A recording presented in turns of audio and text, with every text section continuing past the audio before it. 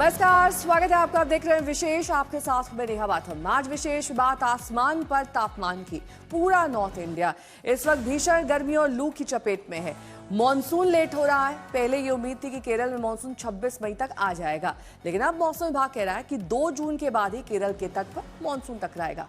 कुछ इलाकों में प्री मॉनसून बारिश हो रही है, लेकिन उत्तर भारत में दूर दूर तक ऐसी कोई संभावना दिखाई नहीं दे रही है। तो सवाल यही है कि कब तक ये गर्मी यूं ही झुलसाएगी या आगे कोई राहत नजर आ रही है। देखिए पूरी रिपोर्ट।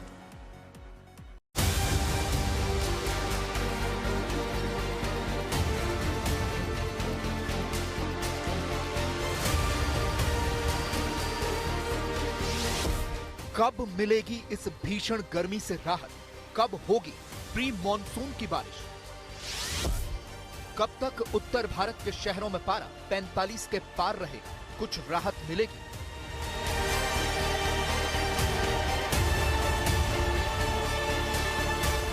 हर किसी का यही सवाल है कि बस अब बहुत हो गया। गर्मी में तो लोग झुलस गए हैं, पूरी तरह से तड़प रहे हैं।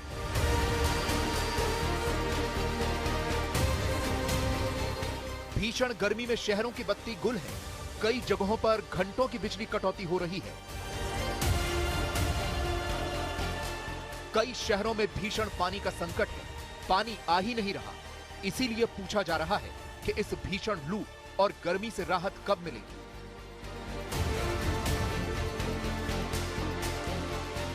क्योंकि अभी भी दुनिया के 100 सबसे गर्म शहरों की लिस्ट में 98 हिंदुस्तान के हैं। AQI.in के अनुसार सबसे गर्म शहर राजस्थान का श्री गंगानगर है। 100 में से सिर्फ 2 शहर ईरान के हैं। बाकी भारत के 98 शहरों में तापमान 44 से 49 डिग्री तक बना हुआ है। यूपी का बांदा भी दुनिया के सबसे गर्म स्थानों में लगातार शामिल है। यहाँ तो रात का तापमान भी नीचे नहीं आ रहा। रिक्शा चलाने वालों ने भी गर्म हवाओं से बचने के लिए हेलमेट पहन लिया है। और भारत देश में हमारा सबसे बांदा गर्म है। जिला बांदा में इतनी तक कड़ाके की गर्मी पड़ रही है, जहाँ 48 से 49 डिग्री तापमान पहुँच रहा है। और हम गरीबों को सर छुपाने के लिए तो कोई चीज़ बची नहीं है, और घर में भी रहेंगे तो कुछ खा ना पाएंगे, बच्चे परिवार ना पाल पाएंगे, और इसलिए रिक्शा चलाना मेरे लिए अनिवार्य। मैं एक पैर से दिव्यांग भी हूँ, इसलिए ना तो 1000 पेंशन हो तो अपना पेट भर नहीं सकता। और कड़ाके की धूप में जब मैं निकलता हूँ तो मेरे मुंह में एकदम लाल चपेटे जैसे पड़ रहे, मुँह एकदम गर्म हो जाता है, जैसे उल्टियाँ कई बार हो चुकी है। मुझे बीमार भी हो चुका, फिर भी मुझे रिक्शा चलाने की मजबूरी है। इसलिए मैं आज हेलमेट लगा के निकला हूँ, इसलिए ये धूप जो भी लगती है, हवाएं चलती है, इससे बचाव हो सके। लखनऊ में तो शहर के ट्रैफिक सिग्नल पर प्रशासन की तरफ से ऐसा ग्रीन शेड बना दिया गया है। हरा कपड़ा लगा है ताकि रेड लाइट में खड़े लोग गर्मी में झुलसने से बच जाएं। इस पर बाकायदा पानी का छिड़काव भी हो रहा है। क्योंकि भीषण गर्मी से बचने के लिए अब जो है लखनऊ में ग्रीन शेड्स लगाए गए हैं। ये ग्रीन शेड्स क्या हैं, आप पहले देखें क्या हैं। ग्रीन शेड्स की खासियत ये है कि ये उन स्थानों पर लगाए गए हैं जहां जहां ट्रैफिक का सिग्नल है। यानी कि अब मैं आपको दिखाऊंगा, पहले सामने ये ट्रैफिक सिग्नल है, यानी कि रेड लाइट होती है। तो गर्मी में अगर आप बाइक से जा रहे हैं या रिक्शे पर जा रहे हैं तो भाई लाइट 2 मिनट की अगर है तो 2 मिनट के लिए आपको भीषण गर्मी और सूरज के नीचे रहना पड़ता है। ऐसे में पसीना अत्यधिक होता है। तो इस तरह के जो ग्रीन शेड्स हैं, इनके जरिए ये चीज़ इंश्योर की जाएगी कि कम से कम जो ट्रैफिक सिग्नल पर खड़े हैं उन्हें दिक्कत ना हो। तो कुल मिलाकर ये ग्रीन शेड्स लगाएगा। और इतना ही नहीं, इन ग्रीन शेड्स के को पानी भी इस पर स्प्रिंकल करेगा। नगर निगम और ट्रैफिक पुलिस ने मिलकर काम किया है। अब आपको मैं दिखाऊं, यहाँ पर इस चीज़ को देखें, एक वाटर टैंकर लगा गया है। इस वाटर टैंकर में एक ये मशीन है, पानी इसके ज़रिए ऊपर जाएगा और इन वाइट पाइप्स के ज़रिए, जो सफ़ेद पाइप बने हुए हैं, इनके ज़रिए ऊपर जाएगा।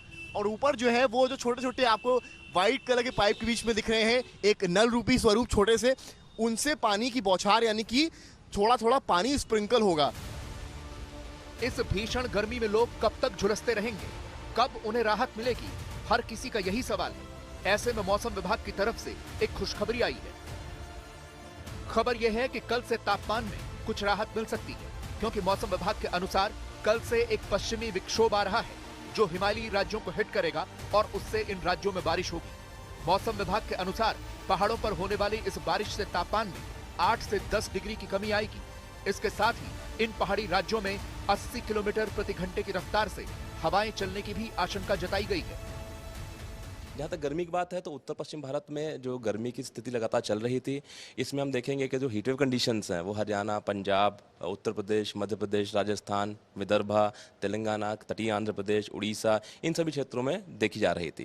अभी हमारा अनुमान ये है कि एक पश्चिमी विक्षोभ यानी वेस्टर्न डिस्टर्बेंस जो है वो 28 तारीख को जो है उत्तर पश्चिम भारत प्रभावित करेगा, जिसको देखते हुए 28 तारीख के बाद से जो एक थंडरस्टॉर्म की एक्टिविटी जो है वो पूरे उत्तर पश्चिम भारत में देखने को मिलेगी, जिसकी वजह से तेज़ हवा के साथ साथ में जो है लाइटनिंग घटना, हवा गति 50 से 60 किलोमीटर प्रति घंटे से लेकर 70 किलोमीटर और कहीं कहीं पर 60 से 70 किलोमीटर प्रति घंटे से लेकर के 80 किलोमीटर प्रति घंटे की रफ्तार से रह सकती है।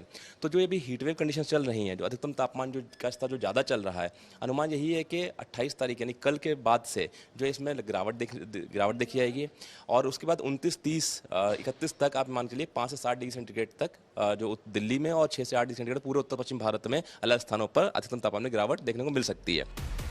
मौसम विभाग ने उत्तराखंड के लिए विशेष अलर्ट जारी किया है। अनुमान है कि अगले 4 दिनों तक उत्तराखंड में मौसम का मिजाज बिगड़ सकता है। मौसम विभाग के अनुसार 28 मई को उत्तरकाशी, रुद्रप्रयाग, चमोली, बागेश्वर और पिथौरागढ़ जिलों में तेज रफ्तार हवाएं चलने की संभावना है। इन जिलों में बिजली गिरने और ओलावृष्टि की भी आशंका है। 29 मई को भी उत्तरकाशी, देहरादून, टिहरी, रुद्रप्रयाग, चमोली, बागेश्वर और पिथौरागढ़ में तेज हवाओं, बारिश और आकाशीय बिजली और ओलावृष्टि की संभावना के साथ ऑरेंज अलर्ट जारी किया गया है। 30 मई को उत्तराखंड के कई जिलों में गर्जना के साथ आकाशीय बिजली चमकने और 40 से 50 किलोमीटर प्रति घंटे की रफ्तार से हवाएं चलने की संभावना को देखते हुए येलो अलर्ट जारी किया गया है। इसके अलावा बहुत से तटीय राज्यों में प्री मॉनसून बारिश की भी संभावना है। राज्यों की बात करें तो प्री मॉनसूनी बारिश जो होती है वो जरूर देखी जा रही है, क्योंकि दक्षिणी छोर पे जो है 26 मई को मॉनसून जो है वो दस्तक देना था। हालांकि अभी तक दस्तक नहीं दिया है, लेकिन प्री मॉनसून बारिश जो है चाहे केरल, कर्नाटका, वेस्ट बंगाल, असम, मिजोरम में बात करी जाए तो इस पूरे पूर्वोत्तर भारत में या फिर दक्षिण छोर पे जो है आप देख सकते हैं कि किस तरीके से ऑरेंज अलर्ट मौसम विभाग द्वारा जो है जारी किया गया है। लेकिन बात अगर उत्तर प्रदेश और मध्य प्रदेश और इन सब की बात की जाए तो यहाँ पर red alert, hot and humid condition जो है वो लगातार बनी हुई है। लेकिन जिस तरीके से कल जो है पश्चिमी विक्षोभ सक्रिय होगा, उसके बाद तापमान एक बार कम जाएंगे और लोगों को इस गर्मी से, इस चिलचिलाती धूप से राहत मिल सकती है।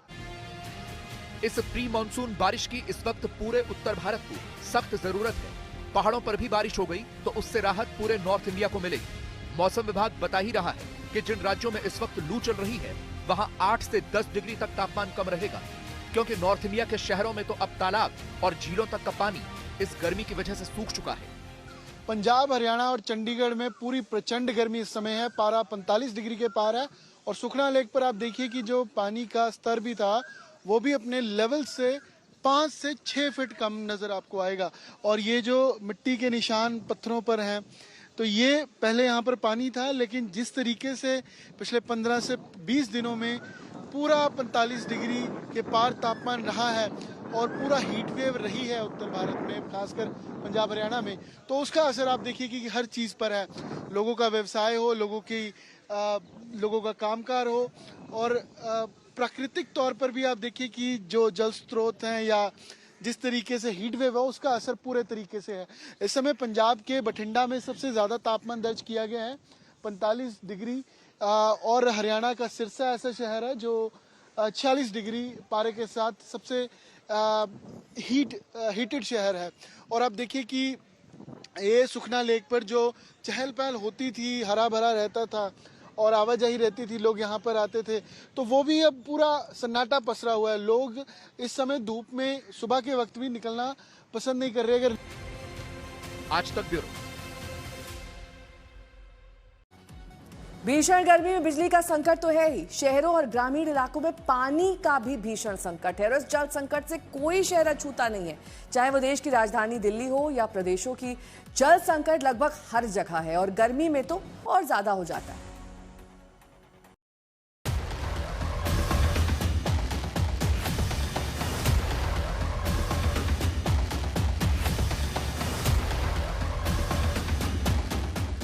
दिल्ली में पानी का संकट तो है ही, कई कॉलोनियों में पानी ही नहीं आ रहा। इस भीषण गर्मी में बड़ा जल संकट पैदा हो गया है। लेकिन दिल्ली के गुलमोहर पार्क में नाले जैसे पानी की सप्लाई हो रही है, जिसकी वजह से बहुत से लोग बीमार भी हो गए। दिल्ली का गुलमोहर पार्क सबसे ज्यादा पॉश इलाकों की लिस्ट में आता है। यहाँ बड़े और अमीर लोग रहते हैं और उन्हें भी पीने का साफ पानी नहीं मिल पा रहा। पानी से सीवर की बदबू आ रही है। देश की राजधानी दिल्ली पानी की किल्लत से जूझ रही है, लेकिन सामान्य इलाकों को छोड़िए, वो इलाके जहां लखपति करोड़पति रहते हैं, सबसे महंगे इलाकों में से एक गुलमोहर पार्क में पानी गंदा आ रहा है। अब हम जिन इलाकों में आए हैं, बंगलों में, आप सोचिए कि ये जो पानी है ये पीने के पानी का टैंक है, लेकिन ये पानी पूरा काला है। काली पानी की सप्लाई, इसमें बदबू है, जिसके चलते बहुत लोगों को यहाँ बीमारियाँ हुई हैं, रैशेस हुई हैं और पेट से जुड़ी, लिवर से जुड़ी दूसरी बीमारियाँ। तो अब ज़्यादातर लोग क्या कर रहे हैं, टैंक में पानी भर गया है, इसको खाली करवा के अब इसके बाहर निकलवा रहे हैं, ताकि जब जल बोर्ड की साफ पानी आएगी, सप्लाई आएगी, तब इन टैंक को भरा जाएगा। अब आप सोचिए कि गर्मी बढ़ी, पानी की किल्लत शुरू हुई, दूसरे इलाकों में बिजली की किल्लत है, दिल्ली में पानी की कमी है, और जहां पानी आ रहा है वो भी ऐसे इलाकों में, सोचिए कि इन्फ्लुएंशियल लोग रहते हैं, महंगा इलाका है, इस पानी में बदबू है। और ये पिछले 5-6 दिनों से गुलमोहर पार्क जैसे प्रतिष्ठित इलाकों में, उन इलाकों में जहां संपन्न लोग रहते हैं, धनाढ्य तबका रहता है, वहां भी इस तरह का गंदा पानी आ रहा है। That's literally look the bad smell. जो है अब जो है 3-4 दिन से तो बहुत ज़्यादा खराब हालत है। तो स्मेल, रैशेस तो नहीं, यूज़ ही नहीं कर रहा, यूज़ करना बंद कर दिया है पानी हमने। इसकी वजह से तबीयत वगैरह भी बिगड़ी लोगों की। हाँ, मेरे को डायरिया खुद हुआ है, तो 3 दिन से तो मैं भी बीमार बैठा हूँ। आप लोग कम क्लीनिंग कर रहे हैं? हाँ जी, जीडी वाटर कंसल्ट से हूँ मैं। अच्छा। और ये पंचशील, गुलमोहर पार्क, डिफेंस कॉलोनी जैसे पॉज इलाकों में पानी की यही दिक्कत आ रही है। आपको रोज कितने टैंक क्लीन करने जाना पड़ रहा है? हमारी कम से कम 20 टीमें हैं और हमारा डेली का कम से कम 40 से 45 कॉल हो रही हैं। 40 से 45 घरों में जा रहे हैं, वहाँ पे ज़्यादातर यही दिक्कत आ रही है। बाहर हमें दिल्ली जल बोर्ड के कर्मचारी भी मिले जो इस गंदे पानी की लाइन को ठीक कर रहे थे। जल बोर्ड इस गंदे पानी का ठीकरा कॉलोनी में निर्माण और पीडब्ल्यूडी पर फोड़ रहा है।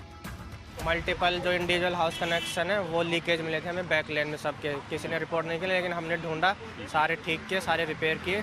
और जो बिल्डिंगें बन रही हैं उनमें भी काफ़ी जगह ये मिला है कि जो लेबर के लिए टॉयलेट बने हैं वो पानी की लाइनों के ऊपर ही बने थे सारे, वो भी तोड़वाएं, सारे हटवाएं। जो अंदर का सारा सिस्टम ठीक कर दिया। अब बाहर आए, बाहर हमें पता लगा है कि यहाँ पे ये ड्रेन जा रहा है, ये ड्रेन में पानी खड़ा हुआ बहुत ज़्यादा, और हमारी लाइन भी यहीं से जा रही है, तो हो सकता है यहीं से मिक्सिंग हो रही हो और वो ड्रेन में पानी है, इसलिए अभी लीकेज का पता नहीं लग पा रहा है। तो हम ड्रेन को पानी निकालने लग रहे हैं आज। तो कितने दिन हो गए लगभग इस तरह की सिचुएशन? ये अभी 4-5 दिनों से ज़्यादा आया दिक्कत। शहर चाहे देश की राजधानी हो या फिर उत्तर प्रदेश का महोबा, पानी के हालात हर जगह एक जैसे हैं। बुंदेलखंड में भीषण गर्मी के बीच महोबा का कबरई कस्बा पानी की बूंद बूंद को तरस रहा है। करीब 10 से ज्यादा मोहल्लों में पेयजल संकट इतना विकराल हो चुका है कि पानी का टैंकर आते ही पानी लेने के लिए जंग जैसे हालात बन जाते हैं।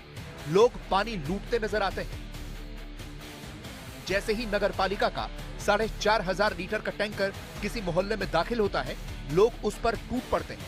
महज 5 से 7 मिनट में पूरा टैंकर खाली हो जाता है, लेकिन आबादी इतनी ज्यादा है कि फिर भी कई लोग खाली हाथ रह जाते हैं। यहाँ करीब 10 मोहल्ले हैं जिनकी लगभग आबादी 35,000 है और ये मोहल्ले इस वक्त पानी के लिए तरस रहे हैं। पानी की समस्या तो है कई साल से, तो क्या करन भैया, नहीं मिल रहा हुआ है। हाँ, कहाँ से ले आ रही? कहूँ से नहीं ले आ रहे, हैंड पाइप से कब मिलता है, कब नहीं मिलता। नालन का पानी आवे और न गंदा पानी नालन का आवे तो सफाई भी नहीं होती है। सप्लाई में थोड़ी दिक्कत है, किंतु नगर पंचायत द्वारा, ईओ साहब द्वारा निरंतर टैंकरों के माध्यम से जो है कस्बे वासियों को पानी उपलब्ध कराया जा रहा है और प्रयास किया जा रहा है कि किसी को पानी की समस्या न हो। शहरी ही नहीं, आज तक देश का सर्वश्रेष्ठ न्यूज चैनल